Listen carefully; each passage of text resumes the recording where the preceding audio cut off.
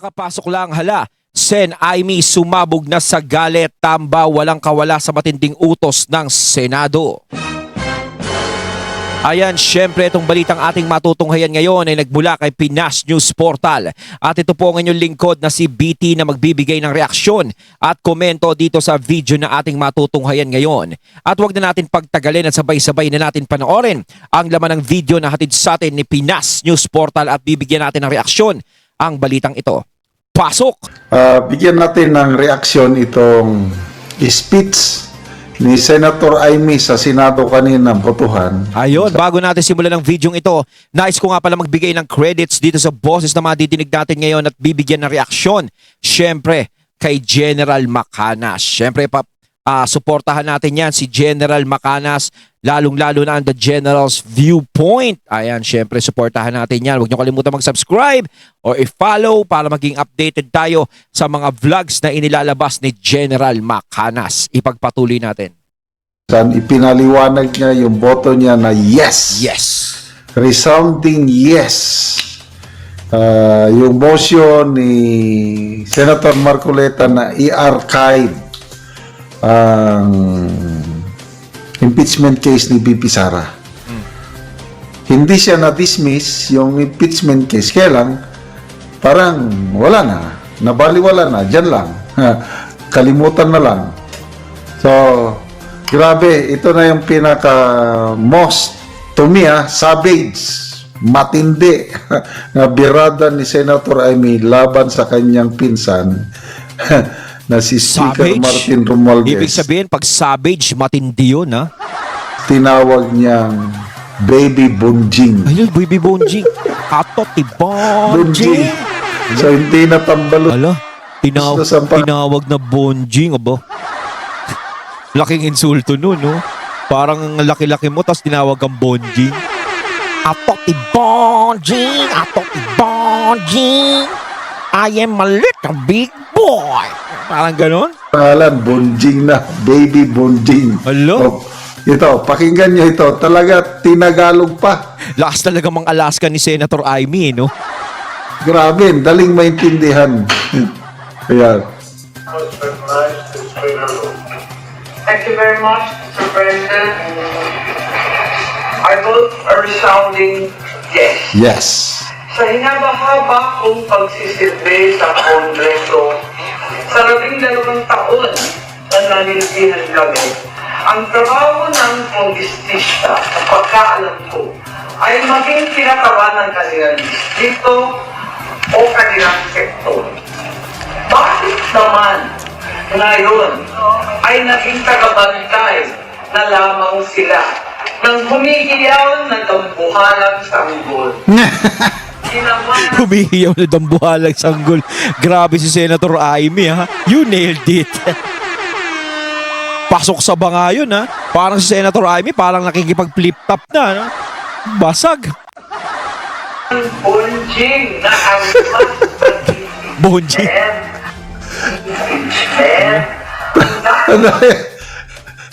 Dambuhalang sanggol. Dambuhalang sanggol. Bonjing. Bonjing. Tinutukoy nyo dyan si Speaker Nasabihan pang Bonjing. Martin Romualdez. Mga kongresista daw, tagabantay ng dambuhalang sanggol, Bonjing. Grabe, oh. Hindi, kasi kaya nasasabihan sila na tagabantay na dambuhalang. Oh, hindi ako may sabi niya na si Senator Aimee, ha? Oh, kaya iano lang natin na tagabantay ng dambuhalang sanggol kasi nga naman, 'di ba? Parang nakikita siguro ni Senator Aimee na parang ano na lang sila, wala na silang ginagawa kundi parang puro impeachment na lang ni VP Sara ang inaasikaso nila. 'Di ba? Wala na silang ibang inaatupag. Halos yung mga distrito nila, yung mga nasasakupan nila is hindi na nila pinapansin. Kung ano man ang pangangailangan, hindi na nila natutugunan siguro.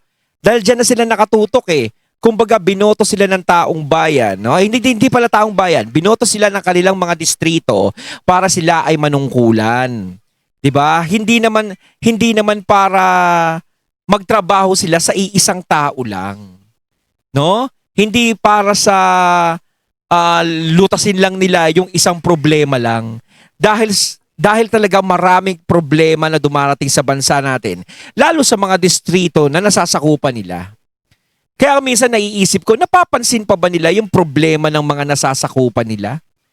Kung lagi na lang sila dito nakatutok kay BP Sara, 'di ba? Halos wala na, hindi na sila makapag-focus sa iba eh. Kaya yung Senado, umay na eh. Umay na.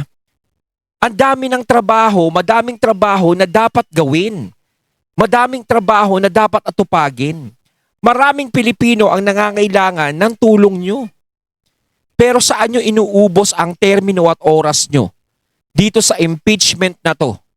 Ilang beses na kayo sumablay, ilang beses nang walang nangyari, pero nagtutuloy-tuloy pa rin kayo. Pagkasama tayo sa mga sistema, ginagawang pampagulo, panakot at sandata laban sa mga kinaiinggitan, kinaiinsecuran ng mga lulong sa kapangyarihan. Galawin naman natin ang Korte Suprema. Oo. Huwag tayong umastang Supreme Court. Supremest pa. Ano naman gano'n? Sa mga kapatid kong senador, paano tayo magiging dakilang mababatas kung tayo mismo ay hindi susunod sa batas? Ang boses ng Korte Suprema ay boses ng Konstitusyon. Tama. Kung ang Senado mismo is hindi susunod sa Korte Suprema, walang ano, di ba? Parang wala silang karespe-respeto. At saka ano pa yung halaga ng Supreme Court kung babaliwalain lang nila yan. Ang iniisip kasi ng iba, no, na dumadaing pa rin hanggang ngayon dyan sa Supreme Court, sa naging desisyon ng Supreme Court, ang iniisip nila is nagiging bias ang Supreme Court. Talaga lang. Paano pag pumabor sa inyo yung pagkakataon? No? Halimbawa, tinuloy impeachment ni BP Sara, ganto ganyan. Oh, kanino naman bias ang Supreme Court? 'Di ba? Kasi kaya kayo nagagalit eh kasi talagang lahat ng gawin ninyo, wala, hindi pinapaboran. Doon pa lang dapat nararamdaman yun eh. Na talagang walang nangyayari sa kung ano man ang gusto nyong mangyari. At kung sino man ang sasapaw sa boses na ito ay isa lang ang tono. Ambisyon. Ambisyon. Kaya naman, mag-move on na tayo. Magtrabaho. Tama. Huwag konsintihin ang isang spoiled na bonjing. Nga, Bonjing. Pusugin ng pabor. Huwag nang pumayag dahil may pabuya. Huwag tayo magpalaki ng buhaya. Baby pa nga ang tawag. Luloy na. Lulu. Sa mga mahal kong kongresista, Nakasenator, may suggestion po ako. Ito sa Ano kaya pakiramdam no sinasabihan ng Senator Amy, no? Pag nadidinig niya to. Hindi, sa totoo lang, ano kaya ang feeling? Siguro, inis na inis siguro, no? Para inisip niya, hindi ko akalain na sa'yo manggagaling yan. suggestion lang naman, huwag niyong masamahin. Kesa, inaatupag ninyong balitan ang pinili ng taong bayan. Yes. Binoto at minahal. Yes. Bakit di nyo nalang palitan ang tao kayo naman lang ang pumili? Ayaw paawat ng iba sa kakaflex. Tama yun, no? Wala naman silang karapatan talagang palitan ang hinalal ng taong bayan. Si BP Sara ay hinalal ng taong bayan. Meron nga diyang naupo, di ba? Parang tinutukoy ni Senator Amy na may naupo na sila lang naman yung naghalal. Si BP Sara hindi eh. Di ba? Pinaghirapan ni BP Sara yan. No, pinaghirapan niya yan. Kaya talagang parang ang kakaps naman talaga ng mukha kung talaga si BP Sara ay talagang gustong tanggalin. Pero talagang kaya gusto talaga tanggalin si BP Sara dahil sa ganyan eh. Alam nila sa sarili nila na talagang tatakbo si BP Sara sa 2028. At alam nila, no, paulit-ulit nating sinasabi, alam nila yung magiging kapalaran nila kung sakaling si BP Sara ay manalo sa pagiging presidente ng Pilipinas. Alam nila ang kanilang magiging kapalaran. 'Di ba? Ano kaya kung yung yung speaker nyo na lang ang paltal niyo. Kaya niyo yan. Speaker nyo nila. At dahil dito, Kara. Yun na lang ang palitan. boto ako ng malakas na oo. Maraming salamat po. Grabe. Ulitin ko. Lakas mong Alaska na Senator Ivy. Matindi, savage na speech ni Senator Ivy. Kumbaga bago niya sabihin yung yes, no? Okay, nagsalita siya ng yes, no? Yun talaga, no? Talagang tinukoy-tukoy niya talaga, no? Kung ano talaga yung dahilan niya kung ba't bumoto siya ng yes. Kasi para sa akin kasi, no? Eto, no? Etong impeachment ni VP Sara, hindi sa kapakanan ng taong bayan to. Sa pansariling kapakanan ng mga naghahangad ng pwesto. Sa totoo lang, hindi sa kapakanan. Kaya nga sinasabi nung iba kung hindi mai-impeach si VP Sara, buong taong bayan na magsasaper, maganto, maapekto. Saan? Saan ba? Saan kami magsasaper? Paano? Kaya kayo, lagi nyong ginagamit, sinasangkalan nyo lagi ang taong bayan. Ano pinapakita nyo yung mga tao na nagsasabi na kumukontra sa naging desisyon ng Korte Suprema? Gaano ba sila kadami? 'Di ba? Magpakita naman po kayo ng milyon-milyong katao. Kaya nga sinasabi ko sakali na maniwala ako sa inyo, maniniwala ako. Kung ang gustong magpababa kay VP Sara, yung milyon-milyon na katao. Yun yung tinatawag na taong bayan. Hindi yung mga tao na pwede mong bilangin sa kanto. 'Di ba? Huwag niyong gamitin ang taong bayan sa mga sarili niyong adhikain. Sa sarili niyong ano. 'Di ba? Hindi niyo pwedeng sabihin taong bayan ang naghahangad para si VP Sara ay mawala sa pwesto. Dahil yan ay pansarili lamang. 'Di ba? Kasi kung taong bayan mismo ang may gustong magpababa kay VP Sara, walang tao na ipaglalaban si VP Sara. Ultimo kami. Hindi kami magsasalita para kay VP Sara. 'Di ba? Yung mga nagbablog, yung mga nagre-reaction tungkol kay VP Sara at pinagtatanggol siya, hindi para ipagtanggol siya kung meron siyang maling ginawa. Ang problema, wala naman siyang maling ginawa. Kaya wag natin gagamitin ang salitang taong bayan kung sa pangsarili lang talaga, kung kayo-kayo lang ang may gusto. 'Di ba? Ilabas nyo ang taong bayan dito. Kumbaga mahiya naman sana tayo sa taong bayan 'Di ba? Hanggat wala kayong pinapakitang milyong-milyong nagpo-protesta sa Korte Suprema sa naging desisyon nila, wala. Hindi kami maniniwala doon sa sinasabi niyong taong bayan. Direct sa kanyang pinsan. Bakit hindi nyo na lang palitan yung speaker nyo, sabi nga sa mga kongresista, at bakit nyo pilit na pinapalitan ang binoto ng tao? Meaning si VP Sara. Voted by 32 million Filipinos. Ilan lang ang bumoto kay Speaker Martin Romualdez? Kaya nga sa Kamara mas maganda may hamon ako dyan Sino ba gusto tumakbo ng Vice President dyan sa susunod? Kaya nyo bang tumbasan yung 32 million? Diba? Pag natumbasan nyo yun, diba? 175,000 lang Ang total registered voters sa Leyte is sobra 350,000. Okay? Baka konti lang. Wala siyang kalaban. So kung walang kalaban, ibig sabihin, kung walang kalaban, panalo ka na talaga. Botante doon, boto na lang siya. Para si Torre, walang kalaban. Panalo na. Dahil walang kalaban Kaya lang, halos 50% lang, 52% to be exact, ang bumoto sa kanya. Marami ang hindi bumoto kahit kasi ganun lang yung lumabas. Kalaban. Ganyan po ang gaano kahalakas si Speaker Martin Romualdez sa 1st District of Leyte. Tapos sila nga ilang libo lang ang boto nila, gusto nilang patalsikin ang binoto ng 32 million. Kaya nga yan yung nakikita nating butas 'Di ba? Sila libo-libo lang bumuboto sa kanila. Tapos yung 32 million, yun ang gusto nilang matanggal. Kasi nga malamang ko, siguro, no, kahit naman sa chismis-chismis na didinig natin meron talagang nangangarap na maging presidente dyan. Meron talagang nangangarap na tumakbo sa 2028 dyan. So hindi siya makaporma dahil si BP Sara yung nananatiling tinik dyan, yung nananatiling harang dyan sa 2028.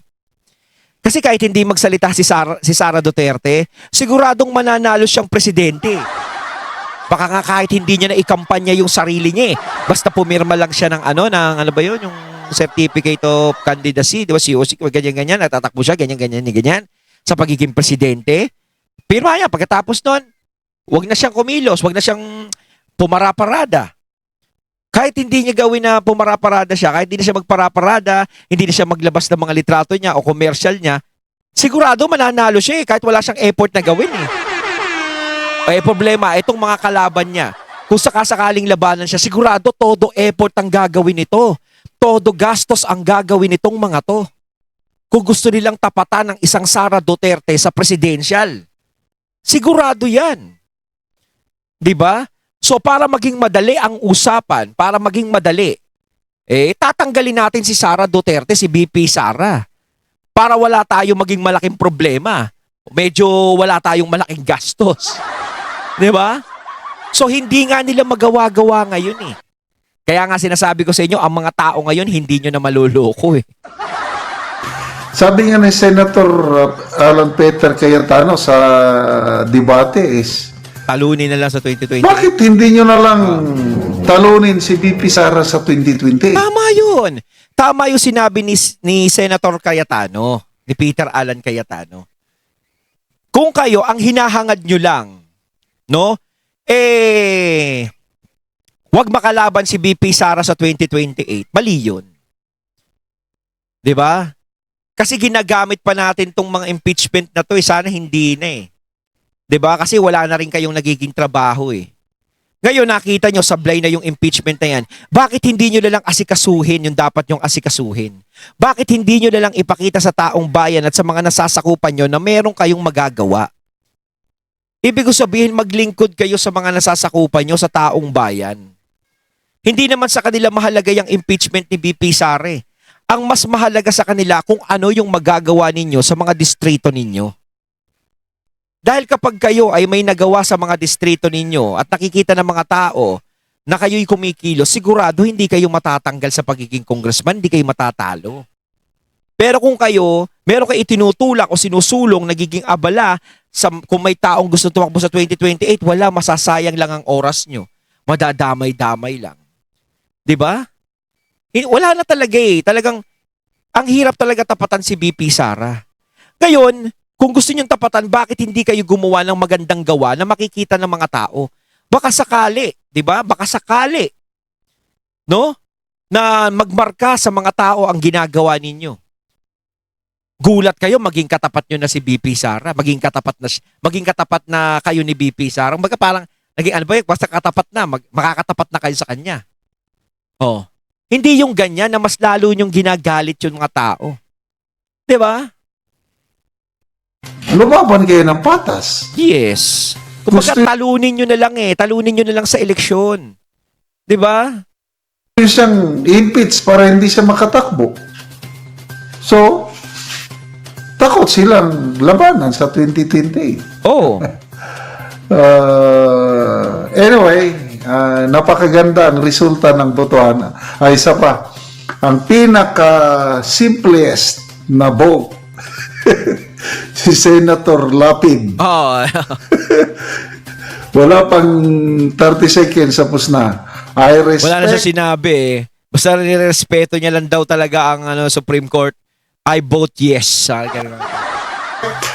Matipid si Senator Lapid. The decision of the Supreme Court. I vote yes. Tapos na. Less mistake, less talk, less mistake, less enemies. Wala. Napapansin siya. So, sinasabi ni Senator Lapid, bahala kayong magkagulo dyan. Dito lang ako sa Gedli makikinig sa inyo. Kaya pag kailangan ng boto ko, di bumoto. Parang ganun. Opo lang. At Cool least lang si bumoto siya Supremo, ng cool. yes. Pabor sa archiving. Salamat pa rin tayo kay Senator Lapid, yeah. Lito Lapid.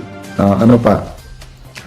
So, at least makatahimik na ang issue na ito. Oh, yeah. Na-archive na, wala na, hanggang dyan lang. Ang meaning po ng archive is, hindi siya na-dismiss, kailang nandyan lang, kakalimutan na lang.